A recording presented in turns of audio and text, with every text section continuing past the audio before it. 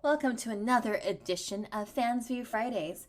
Today we're going to look at Anime Iowa that took place on September 3rd to the 5th, 1999 over at Cedar Rapids, Iowa.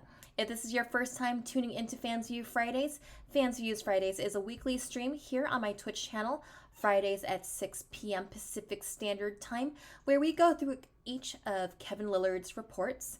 For those of you who don't know, Kevin Lillard was an icon in the anime fandom community.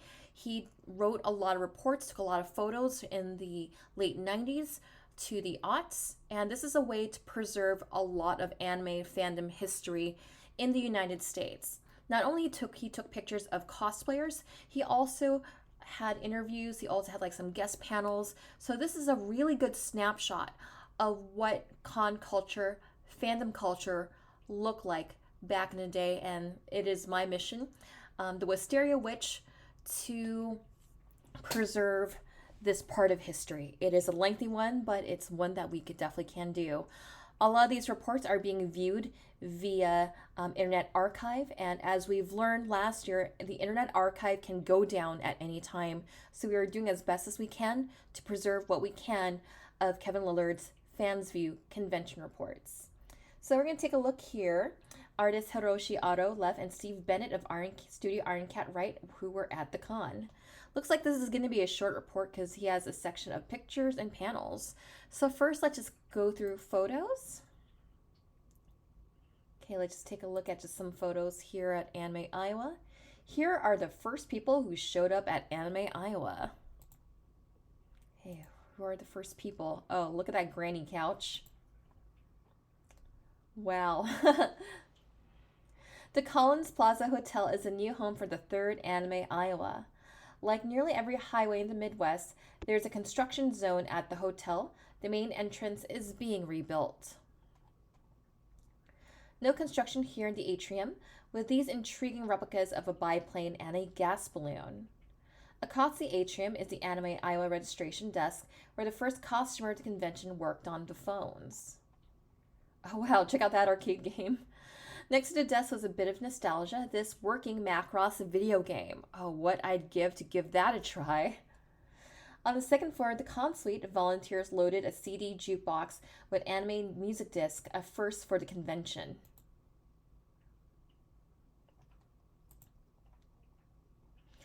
In the parking lot, I know this guy, I was at his wedding. Artist Robert DeJesus was about to look for an open restaurant. The hotel's restaurant briefly closed on Friday afternoon. This has nothing to do with the convention, it's some nostalgia from the author's childhood. Seeing something he thought he'd never see again, the Sinclair oil dinosaur at a Sinclair station near Iowa City. I still see the Sinclair dinosaurs every now and then on the road. First friend spotted, Jean Hedge, Zips of the CompuServe anime forum and fanfic writer. CompuServe, oh my goodness, that takes me back. That was like the first internet service provider I think we've ever had. And then we had it for like maybe a week because dial-up, Earthlink. This is a better choice than CompuServe. Second friend spotted customer Heather, who said she had a loaded car with costumes and had her brother drive it to Iowa. Good on your brother, Heather. The Aoun family brought lots of goodies from the Splash Page comics for the dealer's room. It was a small room, but fans rushed into it when it opened and looked for new stuff to buy.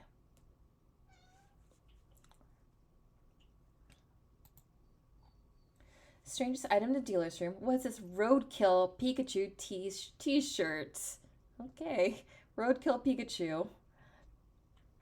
First guest of honor at Anime Iowa, artist Hiroshi Otto, best known for Futaba-kun Change. On the left is Steve Bennett's mother at her first convention. Hi, Steve Bennett's mom. On the right is Steve Bennett, who hinted at the opening ceremonies that there are some people seriously interested in an animated Futaba-kun Change. Finally came con-chair Noel Burns, who promised no repeat of the infamous 1998 pool party that led Anime Iowa to look for a new hotel in 1999. Well, considering this was the late 90s, we can rule out rowdy Homestuck cosplayers. And we photographed the first costumers in Cedar Rapids. Okay, let's take a look at some costumers here. Okay, we have our staff friend here. Oh wow, check out that wired phone. This is just like a sign of the times you got there. Just on the old phone. We have Ayeka and Ryoki. Van, not sure who this guy is, but if Ramses was in the chat, he'd probably tell us. Sorcerer Hunters. I assume that's Moose from Ranma. Looks like we're here in the dealer's hall. We got a Cutie Honey. We got Bell Dandy. I also love these figures and all these, well, looks to be Macross. Macross, maybe Gunpla. I can't really tell what brand of mecha they are. We have a Karobi in the background here, right behind Cutie Honey. We have Moose. We have a Bunny Girl. Not sure what that's from, but it's really giving Love Live Cyber vibes. Okay, let's look at more pictures from Anime Iowa, 99. Yeah, here's another group of people in costume. Okay, I'm not sure what this is from, but I love the design. We have Lost Boy over there, Ryoga. Oh, we got Sumire. Oh, we got some Sakura Tyson folks here. I love this. Yeah, Sumire and Maria. Yeah, check out those anime figures in the background. Harlock just holding Karo-chan hostage. Tuxedo Mask. Not sure what that is.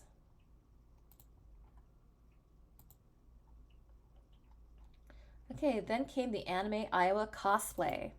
I love how Masquerade and the costume contests are just simply called the cosplay. Pretty sure there's like a history behind that. One of these days we need to do like a watch party of Otaku Unite. So y'all can help me get through some of it. There's a Miyu. And we have a Panda. We have Dios. We have Wicked Lady.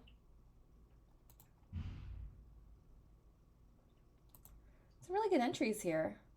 Miyu and Larva. Merle from Escaflowne. Utena. Silgatus.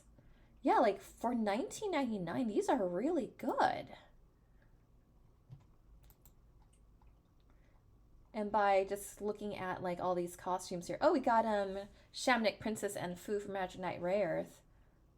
I'm just amazed at like all the quality of the costumes here, because when you think of like cons in the late 90s, just remember like we had very limited. Oh yeah, check that out, especially those wings. Look at the workmanship on that.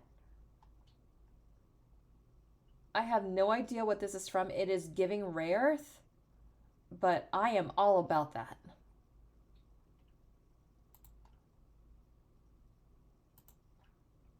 Yeah, we got a Rayearth crew right here. And that's that. So is the next section like who won the costume contest? Let's see. And the judges' decisions on the best efforts of the night. Grand prize, yes, I definitely would give the grand prize to this one, because I'm just looking at it as like, oh my goodness, like I wish I had the time to make something shiny and sparkly like that. Okay, first runner up goes to Chichiri and Merle here. Wonder what that crossover was like. Then we have random suit noir detective guy and bunny girl. Hiroshi Otto's award went to Miyu and Larva. I respect that. Rob de Jesus went to Bell Dandy. Steve Bennett's award went to the Magic Knight Rayearth crew. Let's look at this costume here again. Like, I'm just amazed at just the workmanship of all this. Like, oh my god. Again, don't mind me fangirling. And again, we had very limited resources back then. We didn't really have access to like embroidery machines like we do now. We didn't have like access to Cricut machines to print out vinyl. I would love to have a Cricut machine, and you can support me by donating to my Ko-Fi for a Cricut machine. Hey, it's Dokudel. Welcome to the chat. We are just going through Anime Iowa, and looks like it's going to be a small con report. I'm glad to have you here. Always glad to have you in the chat. Always nice to see a familiar face, or rather a familiar name. There was advice on how to make an effective fan sub. All right. Let's see, effective fan subs. Use font and lettering that makes sense, that does not hurt my eyes, and have it at a good size where it does not hurt my eyes. They are called Spam, and they come from Wisconsin. They're anime fans who help put out fan subs. Dan Dargle, who is also working in the video rooms at Anime Iowa, assists Spam. He took some time to tell fans what goes into making the subtitle tapes that help introduce many fans' new series. In short, it's hard work where the attention to detail pays off, and it takes a lot of gadgetry to pull off the job. Here are the key gadgets. The gray box on the top is the video projector, optional for fan subbing but useful at an anime convention. Then there's this VHS VCR with a Genlock box on top. The Genlock is needed to mix signals from a PC, not shown, and a Laserdisc player on the bottom rack. In short, a computer program is used to generate the subtitles. Then the video from the PC is fed into the Genlock and combined with the video from the Laserdisc player. This is how we did it back in the day, before we could do all this digitally. There are several computer programs used by fan subbers. Dargle prefers Substation Alpha because of its flexibility. The program can be used to create subtitles that are perfectly synchronized subtitlers, call that timing, with the Japanese soundtrack. However, to get that absolutely right takes long hours, from 2 to 8 hours for a typical half-hour anime show, according to Dargle. I'm very fussy about timing, but it's up to you how accurate your timing is, he said. It takes longer for a person to time than to translate. Among some fans, it's fashionable to criticize commercial anime translators as being inaccurate and skewed towards generating sales instead of offering a faithful view of anime dialogue. Any move away from the original is unacceptable, these fans think. Guess what? If you listen to Dargle, fan subbers also have to make changes in the translation scripts they use. The reason sounds much like the ones given by commercial translators. Scripts must be edited to get the subtitles to fit on the screen. All right, what's the next panel we're heading to? How to make an enjoyable and accurate costume. All right, who are we learning from today? It's the fun of getting attention at a convention and the satisfaction of creating something special. No one is required to make a costume for an anime con, but thousands of people couldn't bear going to an event without wearing one in the hall. Few people, like Catherine in her cutie honey costume, make several for each convention. With 14 years of costuming experience and several masquerade awards, Catherine gathered together costumes at Anime Iowa to talk about the craft they love. All right, so this is taking place in 1999, so 1999 minus 14, that puts her back in the 80s. Using some images borrowed from this website, the costumers talked about the techniques they used to turn a paper design into three-dimensional reality. It's very hard to make the translation from anime to real life and back, Catherine told a discussion. It starts with a hair challenge. Did you ever note that anime hair defies physics? I've seen people try everything, she said. Catherine was not the most impressed with one costumer who managed to create a head of hair from cardboard and metallic spray paint. A surprising number of costumes can be made with existing clothing patterns, the costumers noted. Even something that looks elaborate as a Queen Emeralda's costume starts as a Civil War uniform pattern. Oh boy, do I know that. On her cutie honey costume, Catherine admitted that I remember making this suit and saying, what was I thinking?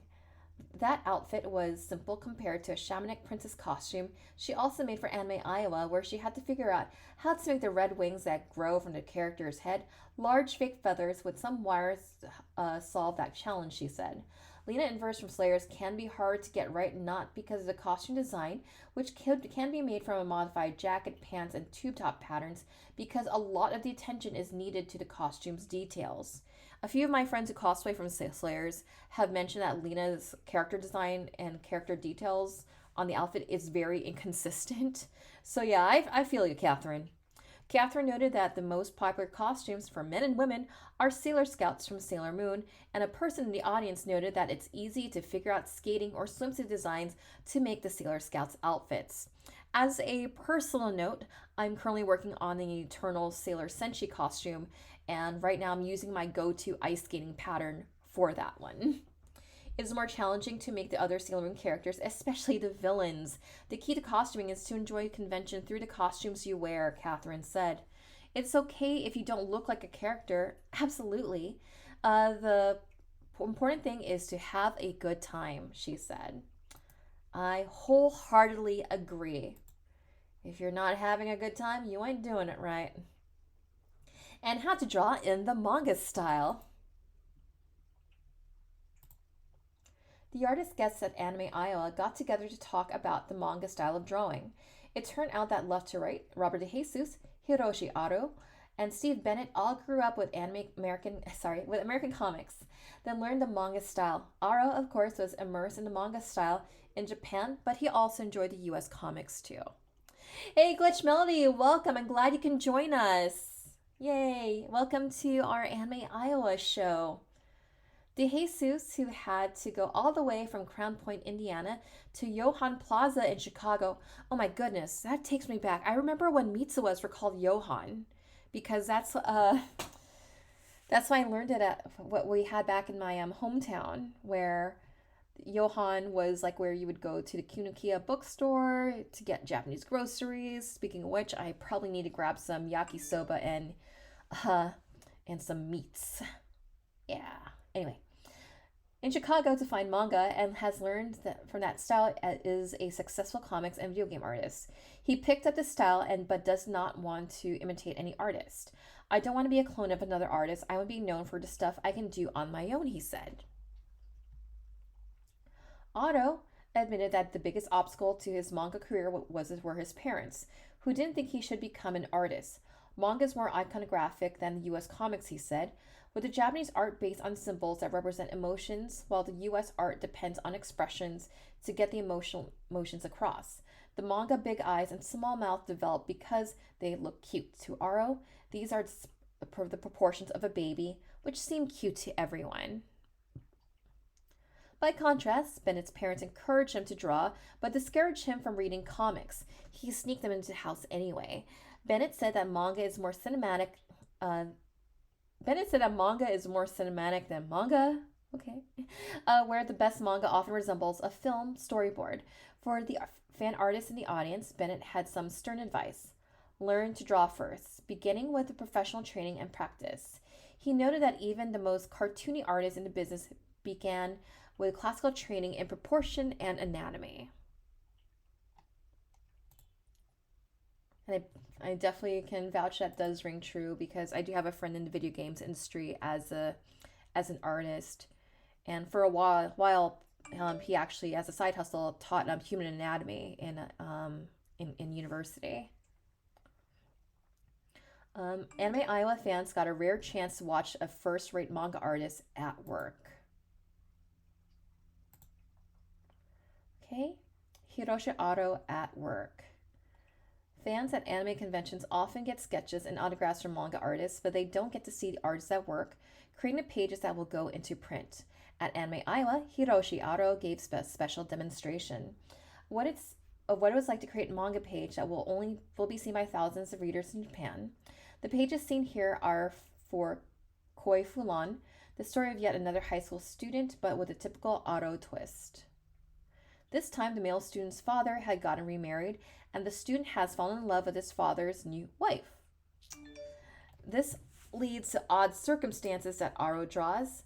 This is the start of a penciled face, which is completed a few minutes later, taking its place into another penciled face on the adjoining panel. You've probably noticed something that makes Aro unique among manga artists. He's left-handed. That means Aro has to be a little more careful in the making of his pages, since manga read left from left since manga are read from right to left. The blue packet is Aro's supply of Tayo clover tissue paper. A sheet always goes under his drawing hand to make sure he doesn't smudge his artwork. Aro uses a mechanical pencil to draw the pages. Like most artists, he inks his art with an old-fashioned pen and a metal quill. Manga artists don't use marking pens because the ink can run. One detail is the same most manga artists and US comics artists all create their pages on pages that is far larger than the size of the page that will go into print. Unlike some artists, Aro inks his own pages. Why did Aro bring these manga pages to the US? To give fans an insight into the world of the manga artists and to meet a deadline. The artwork has to be finished by the middle of the month, and Aro decided to work on it during the convention.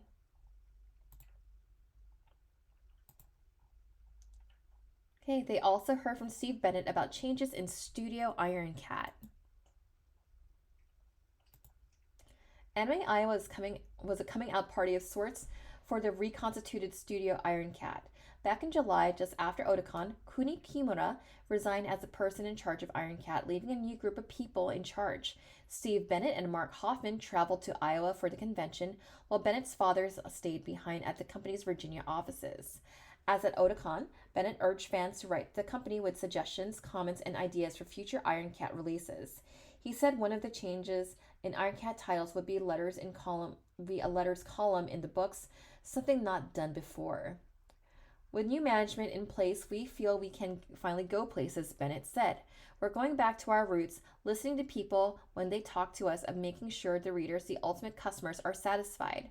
For a while, we lost sight of this. Bennett said Iron Cat would turn out better books, improving reproduction and cleaning up translations. He said, we do still go. Would I want to spend my hard-earned $350 on this if it doesn't look like it's worth $350? The oddly paced story breaks in an imported Iron Cat titles that never seem to match the original chapter breaks will no longer happen, according to Bennett. He acknowledged that the attempt at strictly accurate translations would be replaced with a smoother, readable work. Even though some fans say they want a literal translation, the grammar and sentence structure of the Japanese won't let that happen, he noted. Yeah, he does look so young. Yeah, this is Steve, 1999 in September. Like in his union cap. Here's a title on which the new Iron Cat management hangs their hopes. The kids' book Ponku Ponk, the story of a girl who wishes for a bunny rabbit as a pet and gets a 7-foot, 400-pound monster with an attitude. Chungus? That could give Bugs Bunny a run for the money. This title would be marketed to children and adults trying to learn Japanese, with portions of each issue in both languages. Bennett wants to pursue more children's titles, feeling that the fans of yesterday are the parents of today, and they're already shoveling out the next generation of anime fans. Bennett said there will be more compiled graphic novel releases of Iron Cat titles, most with the artwork cleaned up from the original releases. There's also the chances of material based on Shogun Cop live-action movie, and the company is searching for new manga titles to release. We have a team of dedicated anime and manga fans who are professionals and working for us, said Bennett. They've out with a lot of stuff. You can call them crazy, brain dead, or as I put it, dedicated as hell. Without them, we wouldn't be here.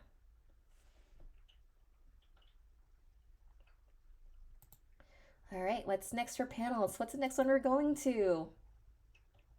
Okay. All right, Kevin Lillard's final notes for Anime Iowa. Like I said, this is going to be a short show because it looks like he only did a pictures and panels section, not a day-by-day breakdown of Anime Iowa. Perhaps we'll find out the reason when we go through his author's notes. Okay, Anime Iowa 1999. This is where we were. Once again, the author was at an anime convention for only 2 of 3 days. Hopefully this won't become a pattern, but the real world beckons from time to time. Hurtling across the plains of Illinois in his steel-clad machine, the author noted the sequential signs on the edge of a cornfield. Young thugs in school will not attack if they think teachers might shoot back. GunSaveLives.com. A few miles down the road, in one of the uncountable construction zones in the interstate highways leading to Iowa, the author tucked in behind a small red car. Its license plate read Lum 19. Here you have Otto here in contemplation. Then, leaving Normal, Illinois, and a McDonald's, which was the first found by this author that served an egg McMuffin that tasted like it had a real egg in it, there was this sign, Mitsubishi Motorway, leading to an auto factory, not far away from the smaller sign reading Eisenhower Interstate System. Bennett in the Ryoki costume. Oh my god, that's like so wholesome. We aren't in Toronto anymore. In the cosmopolitan Canadian city, the highest structure is the 1,300-foot CN Tower. In central Illinois, the highest structures are grain elevators, dozens of them. More elevators than the towns can be seen from the highways on the way to Cedar Rapids, Iowa. And in the middle of the corn and beans, a hotel and an anime convention? Yes, Cedar Rapids does get the unofficial title as smallest town to hold an anime con, edging Raleigh, North Carolina, and Animazement. Don't get her angry. But think again, both of those cities are university towns, with plenty of young people who have been attracted to anime and manga in recent years. There are enough college kids and anime fans in the area for 420 people to buy memberships to Anime Iowa through the first 2 days of the 1999 convention, compared to the 300 for all 3 days in 1998. Auctioning the Pikachu pinata. The Pikachu's fate. Do I want to know? Still, Anime Iowa is convention life as viewed through the large end of the telescope, so to speak. Smaller and proud of it might be this event's motto. After all of this year's anime conventions that boasted thousands of people and action-packed event schedules, here was this little gathering in a small town where you could relax and take it easy for a couple of weeks. The only people at the hotel who seemed worked up over anything were those wearing red and white colors with a letter N on it. They were from Nebraska, heading for Iowa City and the Nebraska-Iowa football game. Nebraska fans went home happy after a 42-7 win. People at the convention center weren't concerned or happy that the game was that close. More fans were interested in costumes than in football. The cosplayers' hard work was obvious in the high quality of costumes that paraded the enthusiasts' Saturday night cosplay. Among those costumers was Steve Bennett of Studio Iron Cat. After he stripped at Anime Week in Atlanta, the Take It Off Steve turned into Put It On Steve. There was a Ryoki costume auction on Saturday night, and Bennett promised to wear the costume if the bids went over $100. Immediately, someone yelled $100. The auctioneer got his price, and Bennett had to wear the outfit. I have more respect for the cosplayers, he was heard to say as he pranced about the stage in the Cabot suit. I'm going to have to ask him about that bizarre adventure the next time I talk to Steve, probably next Thursday. So, we had a very short Fansview Fridays today. Next week, we won't be online. We will be at WonderCon. We will be hosting our Y2K era anime fandom at the turn of the millennium. Looking forward to doing that at WonderCon at the Anaheim Convention Center, the home of Anime Expo's golden years. Yeah, thank you so much, Rams. I really appreciate the encouragement. All right, and with that said, thank you so much for tuning in.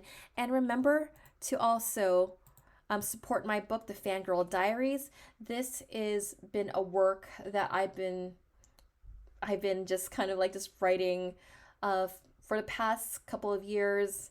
And this is just all about millennial culture, girlhood, and the intersection of anime fandom at the turn of the millennium. Link in bio, link in description if you want to get a copy of that. And if we're at a convention together, I would be more than happy to sign a copy of the Fangirl Diaries. And with that said, thank you so much for tuning in. Thank you so much for oh yeah, collaboration. That would be great, Dokudel. Yeah, I'll message you. I don't think I have you on my. I think our socials kind of got mixed up because of the great social media um exodus, and everyone's in all these different places. But I'll message you after the stream, and yeah, let's definitely collaborate because I would love that. Yeah, I remember when you used to do that. I used to watch it all the time, and you know what? That was part of my inspiration to work on this book because I remember when we opened up the old school anime conventions group. That was just kind of like one of my motivations, like during lockdown. Like, you know what? Maybe I should write a book about this. And then when unfortunately when I ended up getting sick, I was like, I'm gonna spend my sick time just writing this book since I'm kind of need to be in isolation for the next few days. Yes, I am definitely down to do that. I'm definitely down. And with that said, thank you so much for tuning in to another edition of Fansview Fridays. I know this was a very short recording for Fansview Fridays. However, again, we won't be on next week, but we'll be back the week after. Perhaps we'll visit NandisCon 1999, or we'll probably have our friend Isaac Alexander back to talk SakuraCon, to our countdown to SakuraCon, because not only I'll be running one panel on Y2K millennial anime fandom, I'll be running two panels on that. One panel will be all about anime fandom in general, and the second panel will be one on everything about cosplay and convention culture in the Y2K.